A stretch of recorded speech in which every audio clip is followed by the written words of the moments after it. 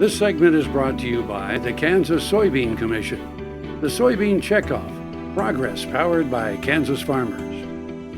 We're back. Let's join Duane and James Garriss as they discuss the long-term effects of the current El Nino on Kansas weather. Welcome back to the Kansas Soybean Expo. Duane Toews with AGam in Kansas. A continued discussion with our keynote speakers at the Kansas Soybean Expo. James Garriss joins us now for this segment. And James, a lot of the world, a lot of the national media talking about El Nino and its impacts, and certainly there have been some. Talk a little bit about some of the causes for why this one in particular has grabbed so much attention.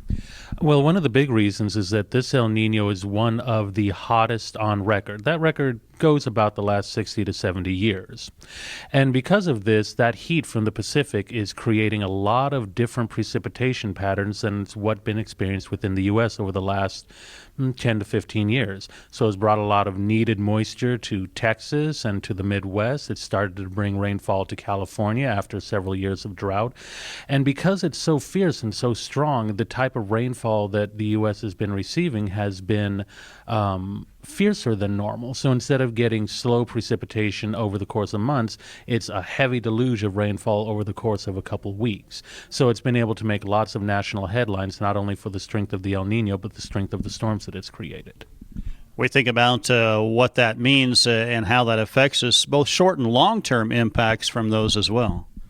Well, indeed, right now the El Nino is at its peak in strength, and so we're looking at it continuing through the winter and more than likely into spring. And so what it means is you're going to have a colder and wetter south and western part of the United States. It also means you're going to have a drier northern and northeastern area of the U.S. So there's going to be less rainfall and warmer temperatures there, which can have an effect on energy prices, especially heating when it comes to wintertime because of the warmer conditions.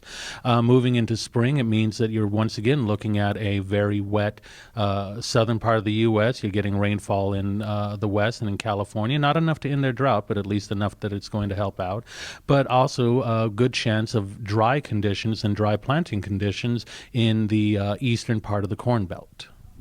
Everybody talks about El Nino and how strong it is, but there isn't a lot of talk about what's next or what happens afterwards. You had some interesting data to show there as well.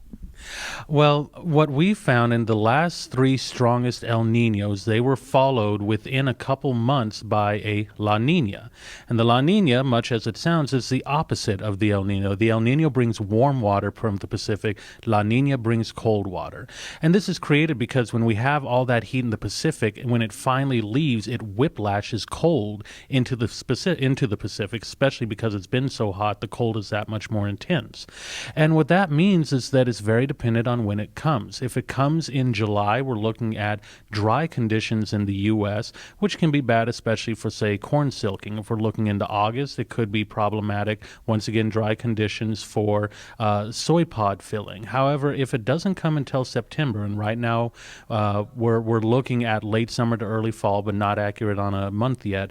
If it does happen in September, it means dry conditions, but that's during a lot of the harvesting season when a lot of rainfall and flooding can make that a lot more difficult. So it doesn't necessarily mean bad news, but it does mean that we have a high probability of a La Nina hitting in late summer to early fall, which can create drier conditions and less precipitation throughout Kansas and the Midwest of the U.S. Touch briefly, you talked about some of the longer-term weather trends as well. Can you give us kind of a perspective on where we're at in some of those long-term weather cycles that we're seeing? Well, the two long-term cycles that we pay very close attention to are the AMO-Atlantic multi-decadal oscillation and PDO-Pacific decadal oscillation.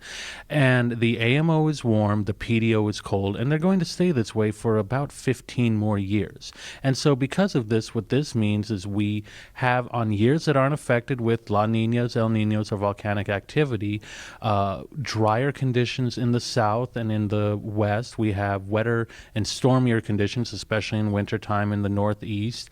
We have good conditions in Iowa and relatively good precipitation conditions throughout a lot of the Corn Belt. But when we start getting into Oklahoma and unfortunately into Kansas, Kansas is kind of the question mark sometimes because the smaller and quicker climate changes are what affects how much precipitation. But in a normal year, it's lower precipitation for Kansas as well. And we're looking at that for about the next 15 years.